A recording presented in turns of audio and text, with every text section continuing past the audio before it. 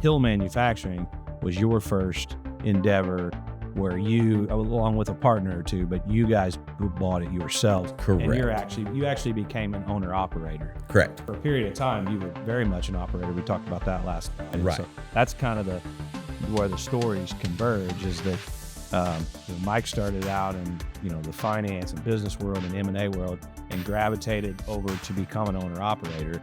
I started out very much as an owner-operator and have gravitated toward doing deals. Right. So that's kind of where our paths have converged, so to speak. Welcome to MakingSparks, the podcast where we ignite your passion for metal fabrication and fuel your business success. Join industry leaders and dive deep into the world of metalworking. From business insights to tips of the trade, MakingSparks is your forge of knowledge. During each episode, discover success stories, innovative solutions, and expert interviews that light the path to business growth. Subscribe today and grow and improve your company, and let's make sparks fly together. Welcome back to Making Sparks. I'm your host, Casey Voelker, sitting here with my co-host, Matthew Nix. And today, Matthew brought on a guest, which he typically does, and I'm going to let him introduce who we're talking to. How come you're the host and I'm the co-host? Welcome back to Making Sparks. I'm the co-host, and this is sitting with me, my host, Matthew. You could have just said because you're in my damn studio. Oh, my bad. No, I'm kind of a pushover. Sorry. All right, thanks, Casey. Yeah, I've got a really fun guest with us today, my friend Mike Payne from Tulsa, Oklahoma. So Mike is not a stranger to the Making Chips umbrella of podcasts, and he's not been on Making Sparks yet, and we're glad that he's here. But those of you who are loyal listeners to Making Chips probably will find Mike's voice familiar, his nice, smooth, soft-spoken Tulsa voice. But no, really excited to have Mike here with us, and he is also he's been on Making Chips, and he's a machine shop, but he's also a fellow fabricator, and just like us, he does both machining and fabrication, so full on manufacturing operation. So excited to have you here, Mike. It's awesome to be here. I appreciate all your time yesterday with me, and I'm looking forward to touring the shop later, and it's awesome to come to Indiana. So the Oklahoma meets Indiana. I think that's going to be our title of the podcast. I think that's a good one. It's exciting. When we were talking, Mike had never been to Indiana. So I said, man, you must not be an Indy 500 fan. And he said, well, I would like to. And I haven't went either. Oh, you haven't been? I went to the Brickyard. But okay, but you haven't been to the race? Yeah, I haven't been to the Indy 500. It's on the list for sure. But between the Notre Dame football and Indy 500, we're going to have to get you back out to. Those are two things that I've always wanted to do. I think I've touched every state around you. We went through a geography lesson last night with your kids. Yeah. I think I've been everywhere around, but this is my first time here. So far it's beautiful. Yeah, and love it. Oklahoma is too. I've passed through Oklahoma on my way to New Mexico on a hunting trip, and went to Oklahoma to buy my first plasma cutting table. Really? Yeah, it was a funny story. I that was back in the day when, I worked on the shop floor with Dad, and we didn't take any days off for anything, even going to get in machines. Sure. We worked 6 days a week. And so. Did that on the weekends. Yep. So I worked Saturday, and actually I used to DJ. Did you know that, Casey? You used to DJ? Yeah. Really? I was with DJ Matthew Nix. I had a partner from high school that we DJ'd for all through high school, and then, shortly after high school, like weddings. And so we were playing a gig at a local bar that night. Didn't get done till 1 a.m. on Saturday. We're like, well, this would be Sunday morning. Had loaded my truck and trailer up, drove all the way to the other side of Oklahoma City, and got this plasma cutting table, and then drove back, and then went to work Monday morning, and awake for, I don't know, 2 or 3 days or something. It was just totally stupid. But I was in my early 20s, and after the story you told me about your great grandfather's lunch breaks were filling up the acetylene torch, it makes sense. Yeah. There's no stopping. Yeah. I don't travel a lot, but I have been to Oklahoma City. Have you? I got to go to the bombing site. Oh, yeah. If you remember the Times Square, the photo of the year, I forgot what they call it. Not Times Square, but the Times. Yes. The photo of the year with the firefighter holding a little girl. Mm-hmm. We got to interview that firefighter about cool. PTSD and stuff. It was a program for a company that offered help with PTSD. So That bombing was matter of fact, we just passed the anniversary. All right, that was one of those moments, especially living in Oklahoma at the time. I was in college at the time. It's one of those moments you remember everything, the day that happened, where you were, when you heard about it, everything that went along with it. That was a wild day, and that site is impressive, really. that's going down a rabbit hole, but Got the weed eater running. yeah, I know. Yeah, we may just Mason may have to cut that whole segment out. We'll see. Yeah, well, we were going down a rabbit hole, and that was some heavy stuff. So after Pause for a second. Hold on. That's not a weed eater. That's a leaf blower. He's going full bore right outside that door, isn't he? Hey everyone, this is Adam Schmidt with ProFab Alliance. I'm here to bring you your spark of knowledge for this episode. Let's talk about strategic planning. Any business can and should do strategic planning. A single piece of paper can do the trick. Get out a scratch piece of paper, write your goals down, think about how you're going to measure them throughout the year. And then with that, you got to actually go back and measure yourself. What lessons did you learn? Where did you mess up? Improve for the next year. You got to trust the process. You're not going to see results overnight. If you're diligent about making adjustments along the way to keep that improvement, you're going to notice year-over-year results from strategic planning. But overall, the main thing that you got to remember is you just got to get something put down on paper. Keep that with you, and you got to keep that scorecard and check the results. we're back now. Okay, so yeah. The leaf blower situation is temporarily taken care of, but we were off air there waiting on the leaf blower. We were talking about, that's the results of a beautiful spring day. And Yeah, it's a super nice weather out there. So let's actually get into the episode. let's get into a dad joke, because we got into some heavy stuff. Oh, my bad. Oklahoma City bombing, and it got a little deep. So I think your dad joke would bring us back. All right, I'm going to have to look it up because otherwise I'm going to forget what I was saying. Actually, it started our weekly leadership meeting now, like a staff meeting, every week we do. We've started those with a dad joke now too. So Nice. That's awesome. even when they suck, everybody can just be like, make fun of that person. I just Right. Okay, here we go. How does a farmer find new cows to purchase? He looks through a catalog. Gosh. that might get a slow clap. Just liked him. Dad jokes are just funny to me, yeah. All right, let's dive in. All right. So I guess I don't know if we teased it yet, but one of the things is that you and Mike basically are in the same position in your careers, but you guys took two totally different routes. So I'll let whoever wants to kind of take over on, or let's have Mike kind of give his background maybe on how he got to where he's at. Sure. So I won't dig into the full history because, as you mentioned earlier, Matthew, I've told that story on on other episodes, and a lot of people probably know it. But the short version is, grew up in Tulsa, went to the University of Tulsa, left there, got into the software business. During that, we were raising some rounds of investment. Then we sold the company and found, man, I really like this transactional side of business. A big roller coaster ride over the next 15 years was really in and around private equity exclusively, running some funds and doing a lot of merger acquisition work for high net worth individuals or small investment groups and so forth. Leading all the way up to, in 2017, starting talks of buying Hill Manufacturing. Did that with a couple of trusted partners, and then from there we've done 4 more acquisitions since, and we're building within Hill. We've done some stuff outside of Hill as well, but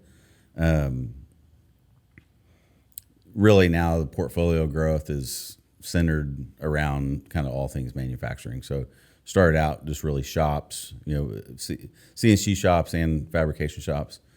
And now we're going to broaden that a little bit and start kind of maybe acquiring some supply chain so we can kind of control our own costs and lead times and destiny, and build in and around that space.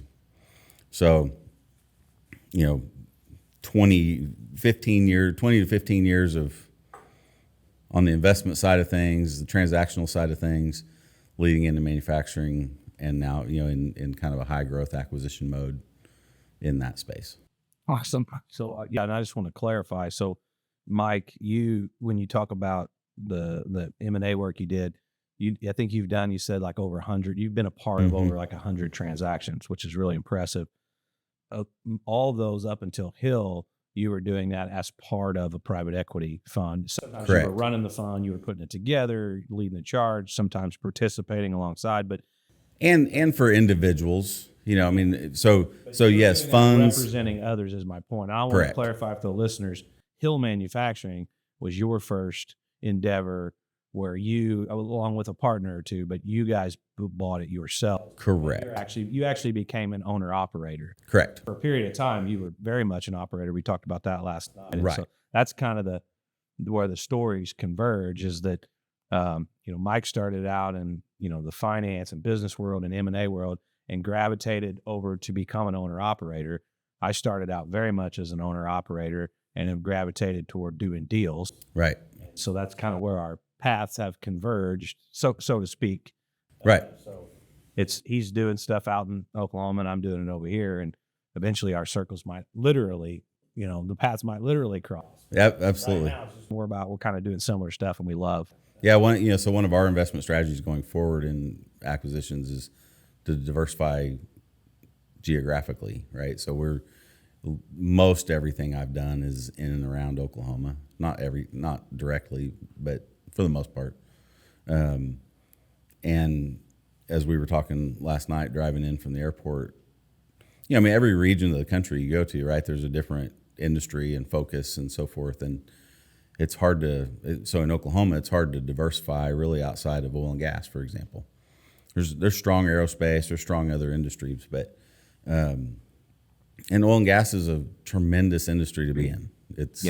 But it is a roller coaster. What you do is even third and fourth hand oil and gas. It's like you can't get away from, because you can move from this customer to that customer, but this one's connected to that one, that's connected to that one, that's connected to oil and gas. Yeah, so Hill, for example, revenues are somewhere in the 75% range, directly oil and gas.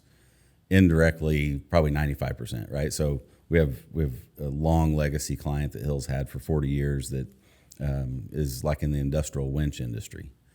And we've been making the same parts for them for 40 years and new parts for them for the last 3 or whatever. A lot of those winches, guess where they end up? On the front of an oil truck or on an oil field.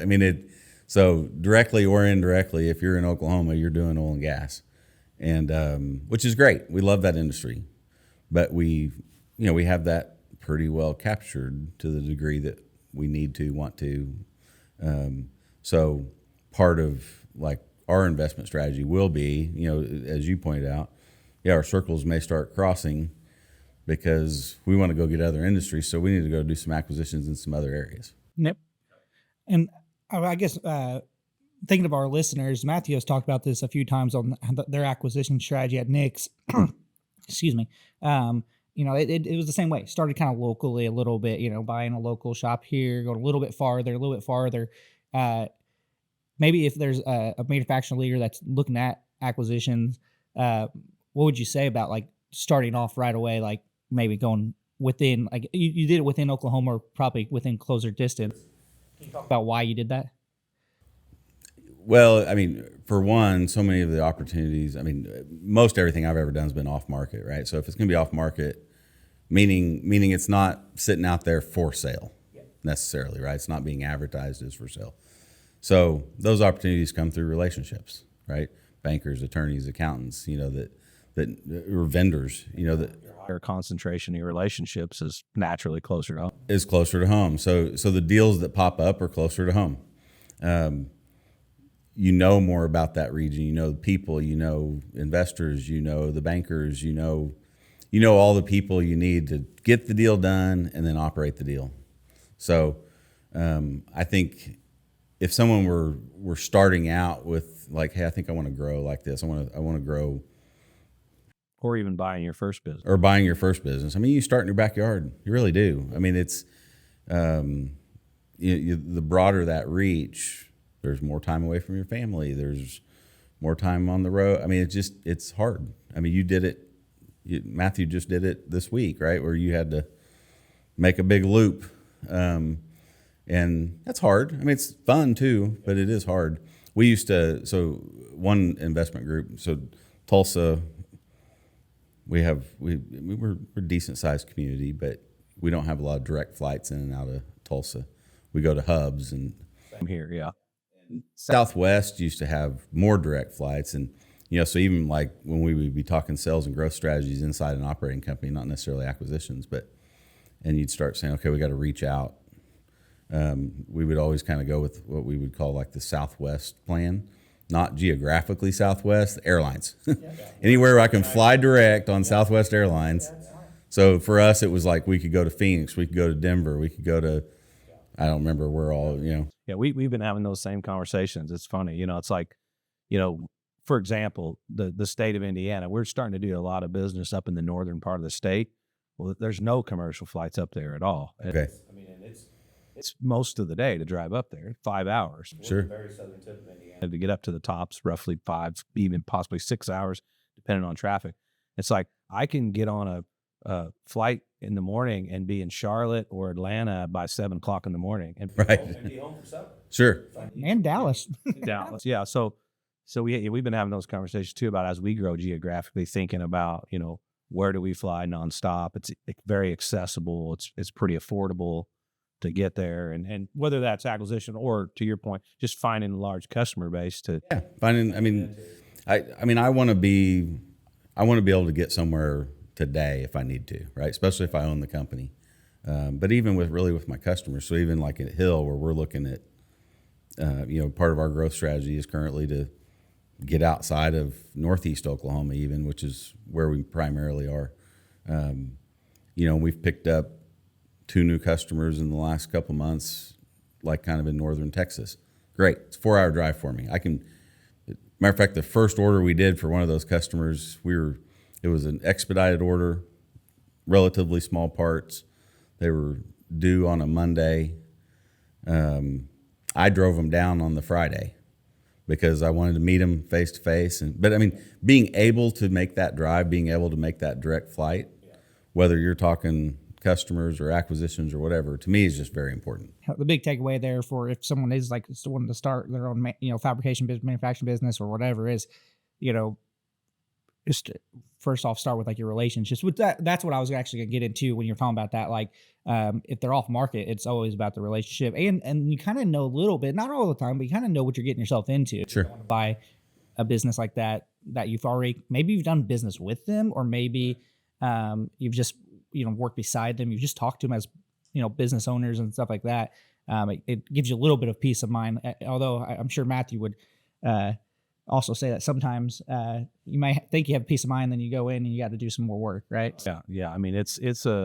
It's a black box. And I was reading Warren Buffett's annual report yesterday, which if anybody hasn't read that, I highly recommend you that they'll publish at least the Cliff Notes online. But he's just got such a great sense of humor, and just the way he writes is incredible. But there's always some unbelievable business insights in there. But yeah, he was saying the same thing. He was like, picking the winners is not as easy as you would think. Here's the guy that's done it more successfully than arguably anyone in the world ever. Yeah. And he was just like, yeah, it's not as easy as you think. And and he alluded to the fact that he picks some losers sometimes, and it's inevitable. Yeah.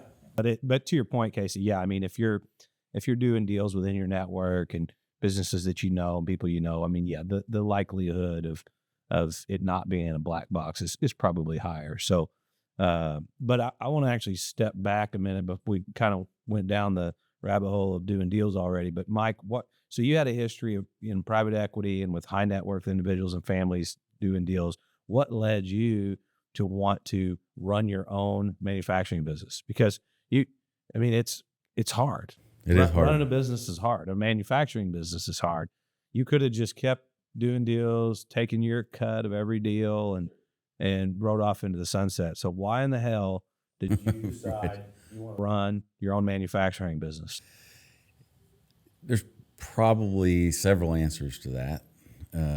So all along that line was, pretty regularly looking for the right deal for me.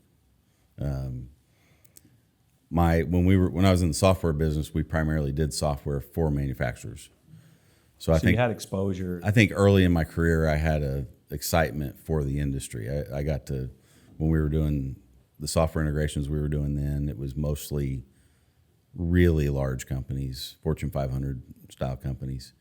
So you get to see some really cool stuff manufactured, right? And it was neat to walk a shop floor and see stuff. I think I'm naturally, a lot of people that have known me throughout my adult life too, are like, how did you not become an engineer? I like doing stuff. I like making things. I like working with my hands. And I think the answer to that question is I didn't know that existed. I mean, I probably, had I known more that there was a career field out there, I very well might have gone to school for that. The Hill specifically, so I had known the owner for, probably 30 years, which is, I mean, as a teenager, I knew the former owner. Wasn't involved in the business, wasn't at all involved in the business, but I knew of the business.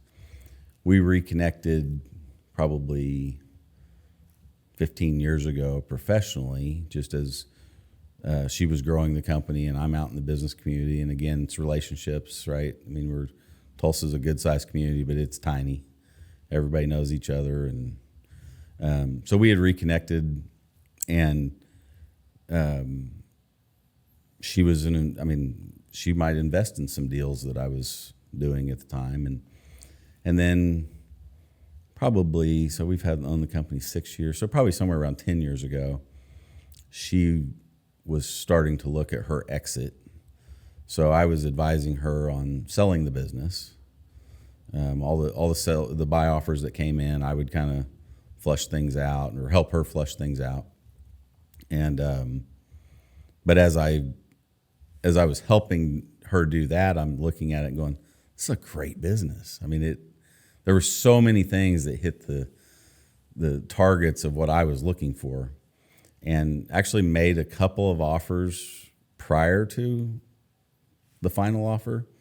And the first time I couldn't pull the cash together. The second time we agreed on a good offer, on a good deal really for both of us. She had the foresight, God bless her, to pull out of the deal because she felt like a downturn was coming and she was potentially setting me up for failure. And frankly, she was right. A downturn did come for the next 18 months. It was actually the longest downturn in the oil and gas. I think it was the longest, if I remember the metrics correctly, it was like the longest number of, however many months it was, 18 months, 19, 20, whatever. It was the longest downturn in the oil and gas industry, maybe in the history of the oil and gas industry. And I would have been buying it 30 days before that started. And I would have been so strapped on capital, I'm not sure exactly how we would have survived that much of a downturn. She saw that come and said, "Mike, I can't set you up for failure. Like, let's not do this." I was disappointed, of course. But to your point, Matthew, though, I mean, I've got my other stuff going on. I just keep working. Then fast forward a couple years, another offer comes in. She was highly motivated at that point. It wasn't a great offer. So my partner and I approached her with a better offer, and she accepted that. But to your question of like, why did I want to do that? I mean, so that's kind of how it came about. Yeah. But no, I think I've always, so even in a lot of the, we talk about all those deals I've been involved in, a lot of those, not really, I guess not really very many of them were turnarounds per se, but, whether I was operating on behalf of a fund or an individual or anything like that, I was often tasked with, okay, buy it, get it running the way I like this business to run, or the fund wants the business to run. So that might take anywhere from 3 months to 9 to a year or whatever. say on average 6 months, that I'm in learning the business, learning what makes it tick, what can make it better, what do we need to fix. And so, I mean, as much as I love the transaction side of things, I love operating. I mean, I just really do. I think it's like a classic example of the grass isn't always greener, right? So Right. like when you're in there operating these businesses and we get a little dose of doing the deals here and there, that's intoxicating. And it's like, man, I just want to do deals all the time. But I have spent a lot of time reflecting on that. And I thought like, man, if this is all I did, I would really miss, and it's the things one of which you just mentioned, we make cool stuff. Right. It's just so rewarding and fulfilling to be a part of making the cool stuff. And then the other one for me is the relationships with the team members. Like those Sure. are the two things that I would really miss, is having that connection to the actual production of the product or service and the people. And I think that's kind of what you're getting at, is when you just do deals all the time, you don't really have that. Yeah, no, I mean, Connection. I love, Connection. right. No, I mean, in all the different things I've been involved in, I mean, the operations side of things they're a blast. I mean, and, to your point, like we make cool stuff, right? I mean, I joke with my team sometimes, we make something and like, you look at it, and especially if it's something that we had to do a little bit of figuring out on our own type stuff. It wasn't just make this part to print. We look at it and it's like, wow, it's like we're professionals at this. Like you're kind of surprised you made it. And even like some of the stuff that you showed me, you guys have fabricated or that you personally have, like with your gate and stuff. I mean, you got to sometimes step back and go, I made that like that, and it looks like someone that knows what they're doing made it. Right? It's not just a hobbyist in the garage. We're good at what we do, and it's fun. And then the daily working relationships. I mean, I love my crew. I've seen how you interact with your crew. I mean, they're our friends, our family, and I would miss that if I was not in an operating role. Yeah. Well said. So let's talk a little bit about just the fact of, our relationship, and you're in Oklahoma, I'm in Indiana. We're in the same business, theoretically competitors, although, we're not Sure bumping into each other at this point. But, just the fact that you're coming out visiting, Casey, you recently joined a peer group as well. That's always something I've been really passionate about, is, peer-to-peer support, and all the way to, we have a formal advisory board, but even if you don't have that, just having an informal peer-to-peer. having that network. Your network. Yeah. Mike's going to tour our shop today. And, I'm looking forward to going out to Tulsa to tour his shop and just open the doors to each other. And so I just think that's such an important thing. And you've talked about this before, about how open our industry is really in general. I was at an event earlier this week. We went up to the FMA Safety Awards. We were blessed enough to receive one of the annual safety awards from the fabricators and manufacturers. Congratulations. They put on FabTech, but we went up to their headquarters for a conference and had a nice dinner. And sitting at the dinner table, just randomly got placed at the dinner table, another business that got an award as well. And they're based up near Wisconsin, but a big fab shop. And we are starting to get into some of the things that they do. He said, come on up, come visit us. Right. Just come see our shop and we'll be glad to show you. That's one of the things I love about this industry. I mean, I've been in a lot of different industries, a lot of different spaces. And I mean, this industry just, everybody helps each other. I mean, just this week, not everybody, but I mean, just this week, right? I mean, I've sent you some stuff like, hey, I've sent me a job to quote, right. As you said, we're going to reach capacity, you have more hours sold than you can get done right now. And just so happens that I've got a location or two that could use some more work. And sure. 3 months from now, we might have more work than we can handle, and I'll be calling you and saying, right. Hey, Mike, is this something that is a fit for you guys? And even just, I mean, so many shop tours I've been on, locally in Oklahoma, and then even nationally, it's amazing. And I mean, we did it. You and I have done it, and I've done it with others, where you just, well, here's how I tackle some stuff. That's a great idea, especially for me coming not from the shop floor. I mean, I've had a ton to learn in the last 6 years, right? And I'm completely comfortable on the shop floor now. A lot of value to add for the people that only are on the shop floor and look at it like right. this, right? And that would be an awesome tease for our next episode we're going to do. But I'm not going to go there yet. I think I'll let Casey do that. But yeah, you bring a different perspective. So, well, it's funny. My guys, matter of fact, it happened this week before I'd left town. They'll get so mad at me. These are some of the best machinists there are. I mean, they've been doing it for 40 years. They have reputations, certainly locally and regionally, as being some of the best. And Brett, who's my shop manager, and he does 99.9% of our programming and so forth. He's shown me a part, and he's like, "Man, I think, we quoted it to run this way, but I think we're gonna have to run it this way to really get what we need." And I'm notorious around the shop for just asking some stupid question because I don't know. Like, I'm not trapped in this is how you should do something, right? I haven't been doing it for 40 years. He's a wanderer. If you talk about the book we talked about earlier. Oh, okay, yeah.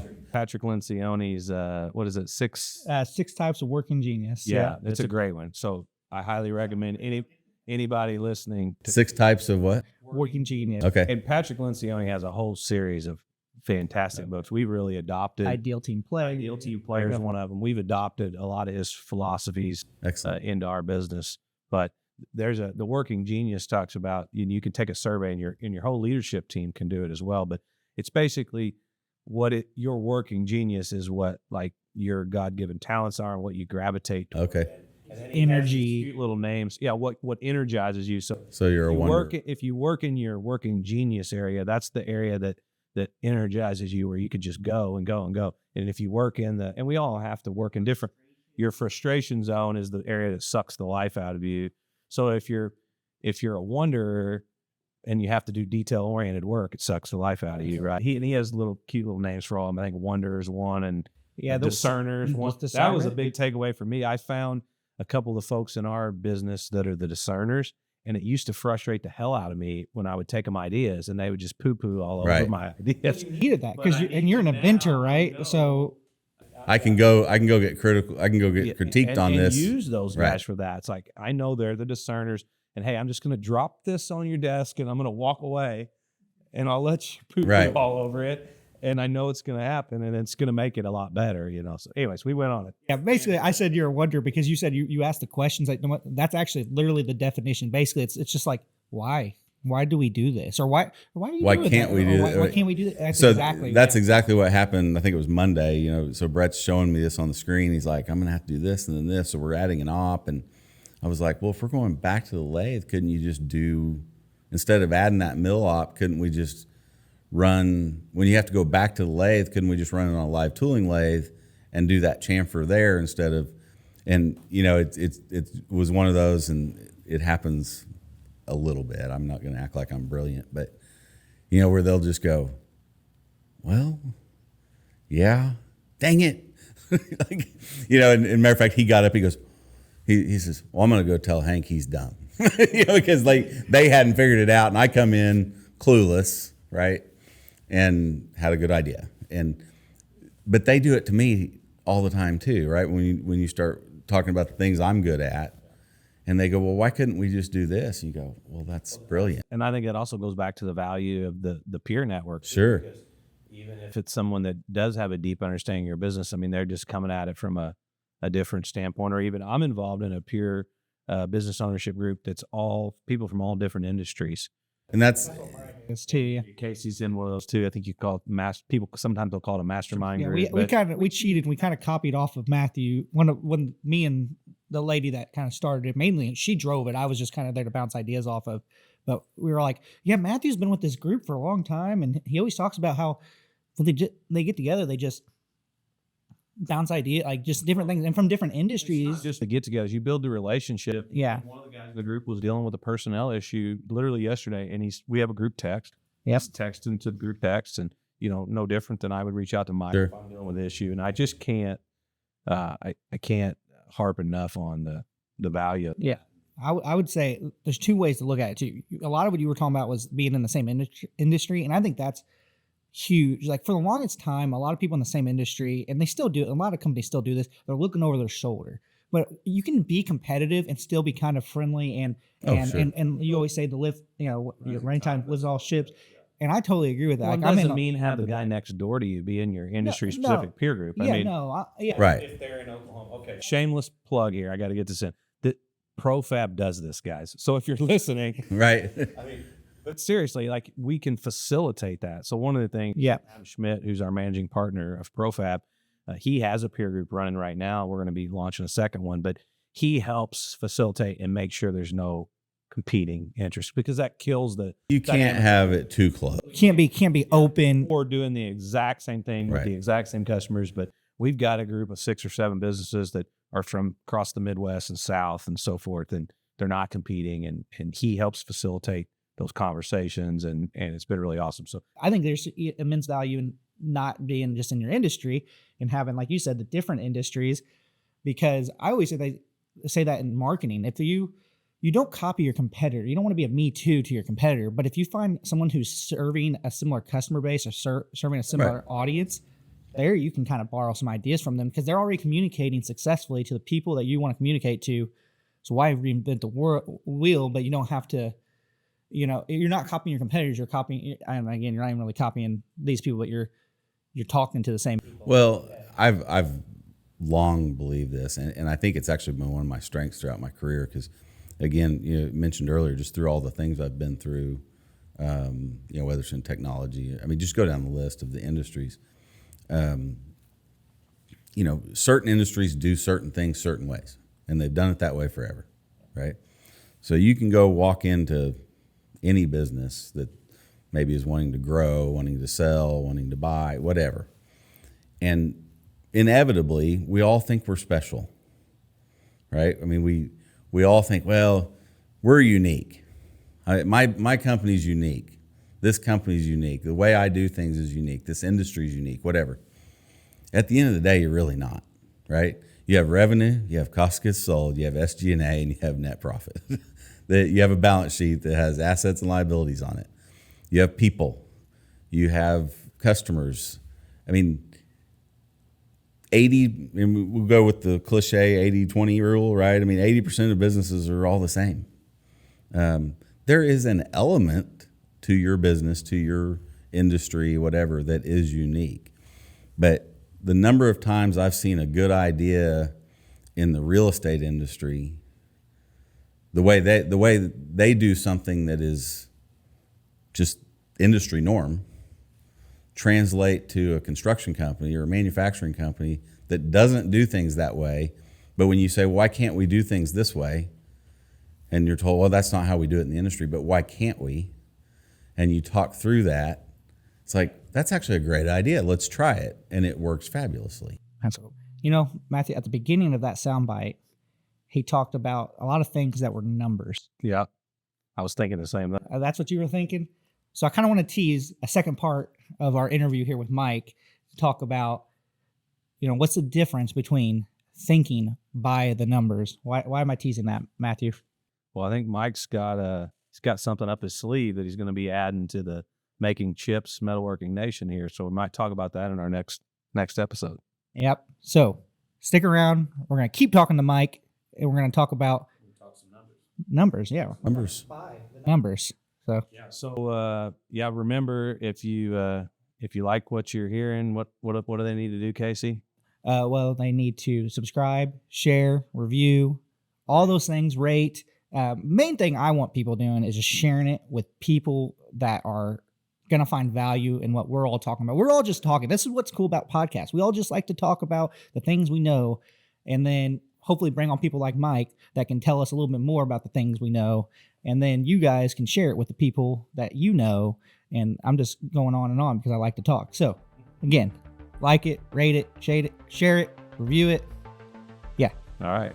Listen a second time. Listen to the second part. All right. So Mike, you can close this out. If you're not making sparks, You're not making money. that's right.